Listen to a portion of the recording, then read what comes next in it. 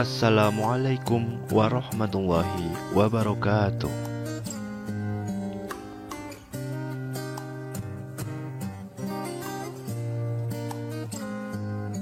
Sebelum belajar, marilah kita berdoa terlebih dahulu.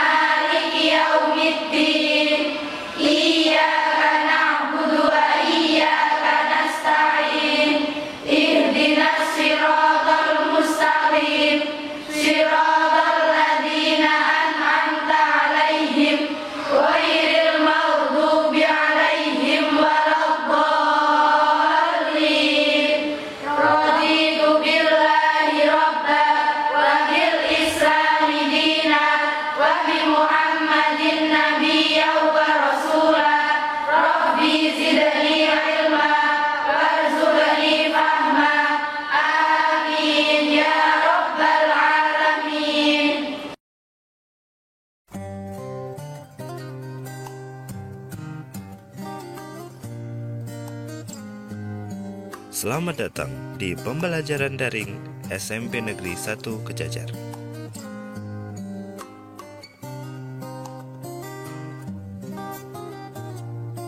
Hari ini kembali bergabung di pembelajaran pendidikan agama Islam dan budi pekerti untuk kelas 8 dengan saya Bapak Anton Rubianto, SPDI MPD.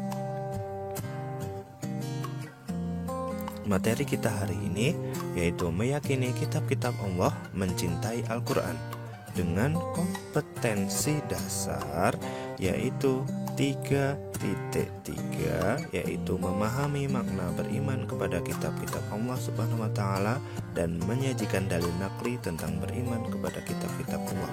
Dengan tujuan pembelajaran ada 5.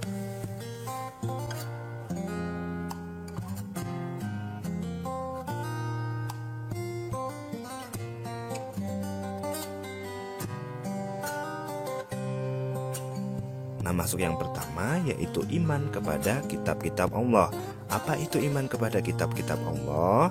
Iman kepada kitab Allah berarti percaya dan yakin dengan sepenuh hati bahwa Allah Subhanahu wa Ta'ala telah menurunkan kitab-kitabnya kepada para rasulnya. Nah, ajaran yang terdapat di dalam kitab tersebut disampaikan kepada umat manusia sebagai pedoman hidup agar dapat meraih kebahagiaan di dunia dan di akhirat.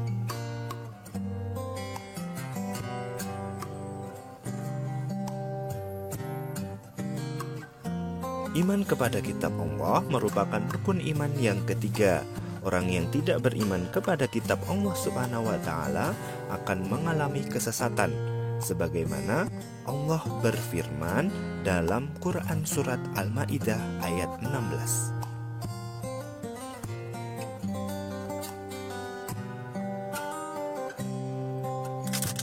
Iman kepada kitab Allah meliputi 3 perkara pokok, yaitu 1. Meyakini bahwa Allah menurunkan kitab suci yang diwahyukan kepada Rasulnya untuk dijadikan pedoman hidup.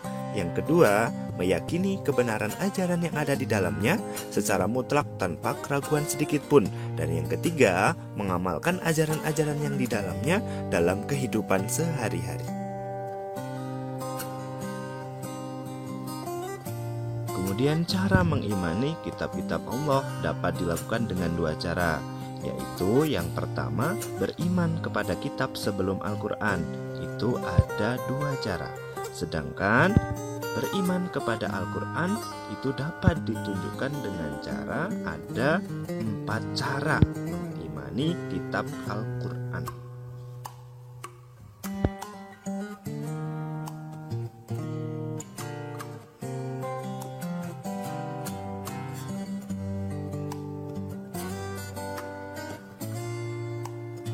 Nah, masuk ke nama-nama kitab Allah dan Rasul penerimanya. Allah menurunkan kitab-kitabnya untuk dijadikan sebagai pedoman hidup bagi seluruh manusia. Nah, berikut dalilnya, yaitu Quran Surat Al-Ma'idah ayat 48. Kitab-kitab yang wajib kita imani itu ada 4 ya, yaitu kitab Taurat, Zabur, Injil, dan Al-Quran. Nama-nama itu secara berurutan mulai yang pertama kali turun hingga saat ini. Nah, kita masuk ke yang pertama, yaitu kitab Taurat, diturunkan pada abad ke-12 sebelum Masehi. Kitab Taurat diwahyukan kepada Nabi Musa alaihissalam pada abad ke-12 sebelum Masehi. Nama Taurat berarti hukum atau syariat. Pada saat itu, Nabi Musa diutus oleh Allah untuk berdakwah kepada bangsa Bani Israel. Oleh karena itu, tepat sekali kalau kita meyakini bahwa kitab Taurat diperuntukkan sebagai pedoman dan petunjuk hidup bagi kaum Bani Israel saat itu. Adapun bahasa yang digunakan adalah bahasa Ibrani. Allah Subhanahu wa taala berfirman dalam Quran Surat Al-Mu'minun ayat 49.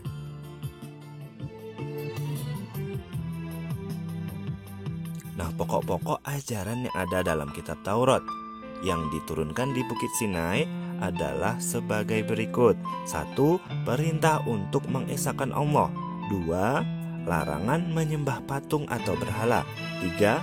Larangan menyebut nama Allah Subhanahu wa taala dengan sia-sia. 4. Perintah menyucikan hari Sabtu. 5. Perintah menghormati kedua orang tua. 6. Larangan membunuh sesama manusia. 7. Larangan berbuat zina. 8. Larangan mencuri. 9. Larangan menjadi saksi palsu. Dan 10. Larangan mengambil hak orang lain. Yang kedua yaitu kitab Zabur, diturunkan pada abad ke-10 sebelum Masehi. Kitab Zabur diturunkan Allah kepada Nabi Daud alaihissalam untuk bangsa Bani Israel. Diturunkan pada abad ke-10 sebelum Masehi di daerah Yerusalem dengan bahasa Kipti.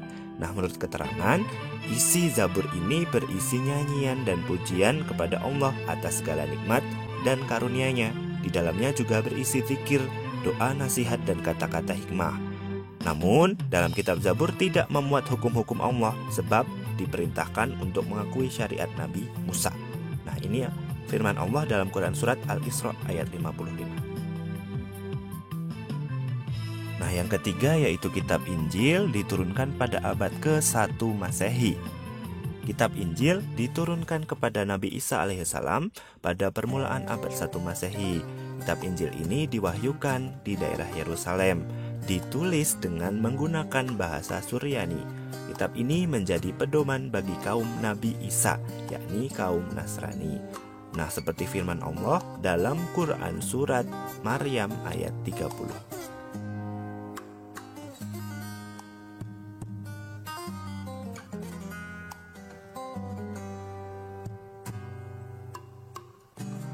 Nah, ajaran-ajaran pokok kitab Injil. Yang pertama, perintah untuk kembali mengisahkan Allah. 2. Membenarkan keberadaan kitab Taurat. 3. Menghapus beberapa hukum dalam kitab Taurat yang tidak lagi sesuai dengan perkembangan zaman.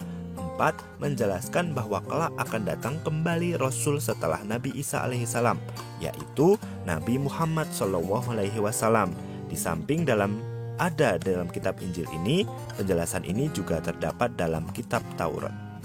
Kitab yang terakhir yaitu kitab Al-Quran, diturunkan pada abad ke-7 Masehi dari kurun waktu 611 sampai 632 Masehi. Kitab Al-Quran merupakan kitab yang diturunkan kepada Nabi dan Rasul yang terakhir, yaitu Nabi Muhammad SAW, sebagai penyempurna dan membenarkan kitab-kitab sebelumnya. Seperti firman Allah dalam Quran Surat Ali Imran ayat 3. Pokok-pokok ajaran atau isi kandungan Al-Quran. Nah, ada beberapa ajaran pokok yang terkandung dalam Al-Quran, yaitu yang pertama akidah atau keyakinan, 2 akhlak atau budi pekerti, 3 ibadah, 4 muamalah, dan 5 tarikh atau sejarah.